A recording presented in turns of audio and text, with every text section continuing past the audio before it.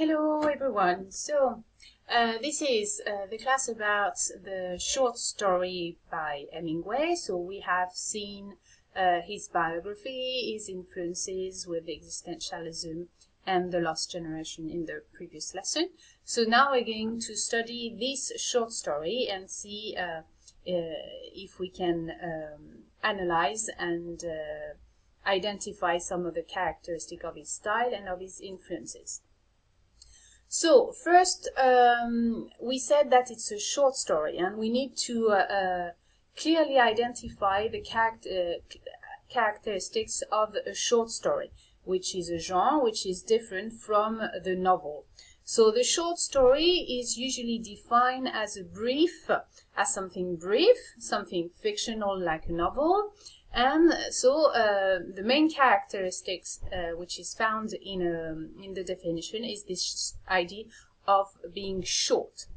So from this definition we can conclude different precise characteristics.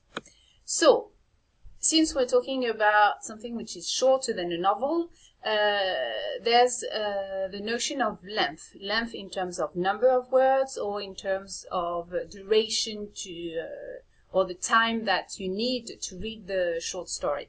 And so Poe, one American author, said that for him a short story should be read between 30 minutes and 2 hours.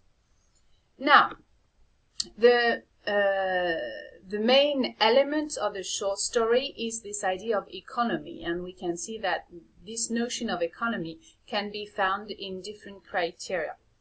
So the first one is the plot. The plot is focused and centralized on a main event, and so we can talk about a single contained plot line.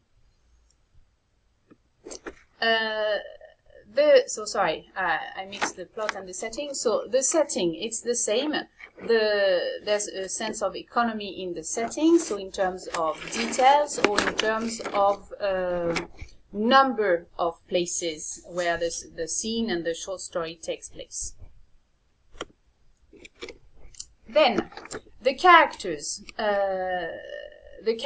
So you've got few characters. Okay, because it's shorter, it's the same, it's the consequences of this sense of economy. In terms of characterization, so characterization is the process through which the author is making the characters alive and make them appear as real as possible to the reader. So, in a short story, the characters are usually disclosed in action and through their words, through their cues, rather than presented formally and in an exposition, for example. So they are rarely developed, and so you discover them through their words, through their action, through what they're doing, or through the symbols they are associated to. The narrative is, as a consequence, concise. It means that you might come across lots of omissions, lots of ellipses, narrative ellipses, and the reader he must read between the lines, and not everything is said, so you need to be aware of what is between the line. You need to be aware of the implicit and not just the explicit. Sorry, I forgot to say about the plot. We said, so the plot is a single contained plot line, but still it's a full story. It means that you've got a beginning and you've got an end, and usually it follows the plot diagram. If you remember, in the plot diagram, you've got the different steps of the story. That is the exposition, rising action, climax, falling action, and resolution. So the short story has all these elements, but there are some characteristics. For example, usually the exposition is not a traditional exposition where You are presented with the characters, with the setting, with the place, etc. It's usually an in medias res beginning, so I'm sure you know this word. This idea that you are plunged into the story, and there is no background information that are given to the reader. And what is also interesting to analyze in a short story is the end, because usually the end is a twist, and a twist is this idea of an abrupt end which comes with no explanation or information, and which usually is surprising, and this is the effect which is intended in a short story usually. And so if we link the plot and the effect, the goal of a short story is to create an effect, something physical, something that the reader is going to feel, and the reader is not only a reader, but usually is immersed in the story, and the effect which is created on him or her is felt. So that's what you have to be aware of.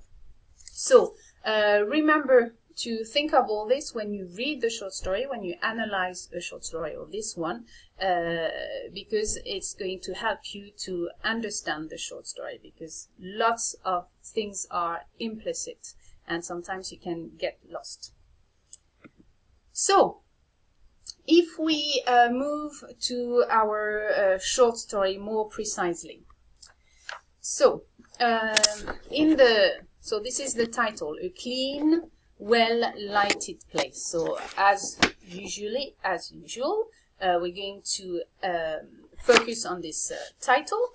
And so you've got two adjectives which are describing a place which is for the moment unknown, because it's so indefinite article. So from the adjective clean, you've got an impression of order, of clarity, of something which is not messy, so totally opposite to the disorder, and so it can draw a contrast, for example, to the chaos of the world. The second adjective, well-lighted, evokes a place where it's comfortable to be, something where you can relax, a place where you can relax, where you can feel reassured and protected from the chaos of the world. And so it evokes a kind of refuge, of shelter, where you can find tranquility, solace, and where you can be welcomed. So this is the first idea that we can have through the title before reading the short story.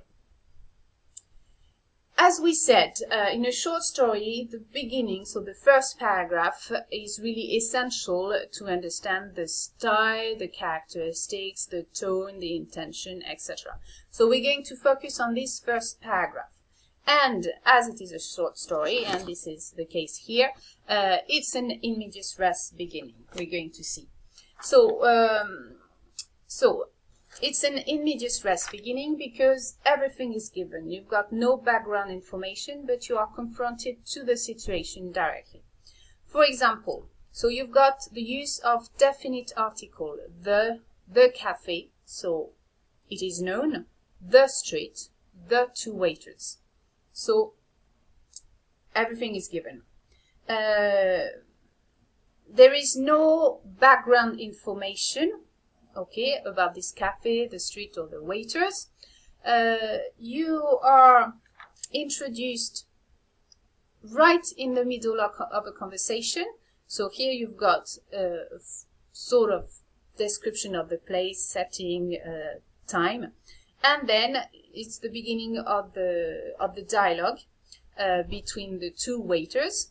So you've got the commas here, and you've got the reference to a past, last week, and this past remains unknown, so no background information.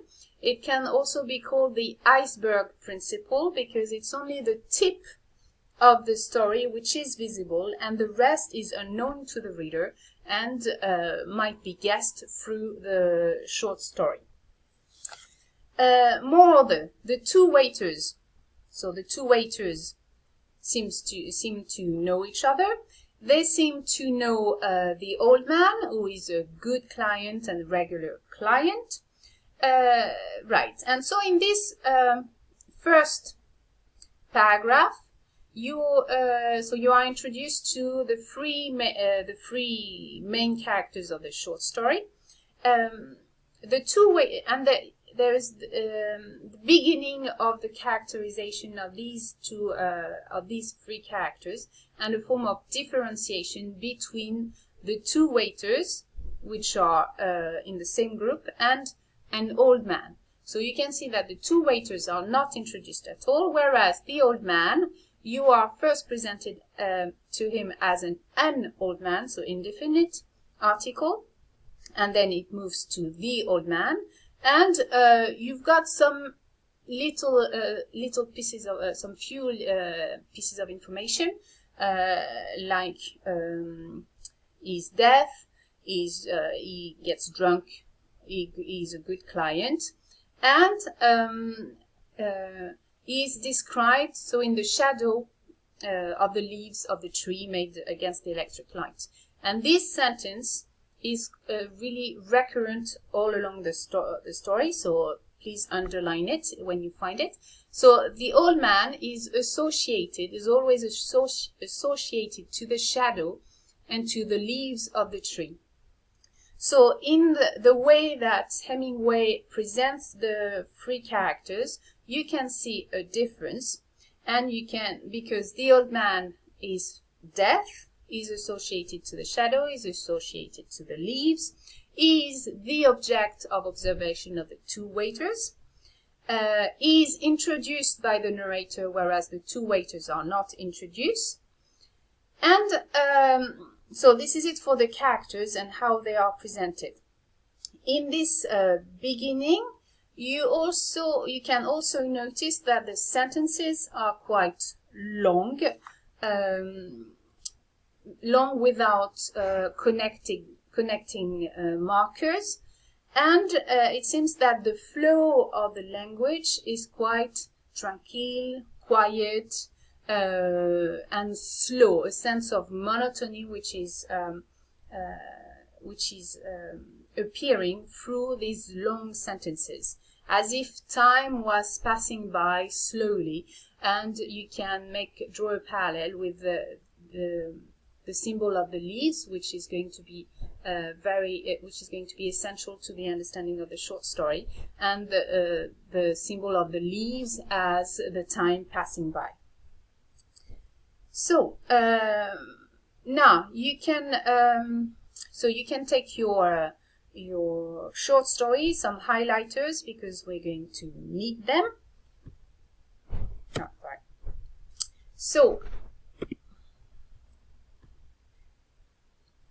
Right.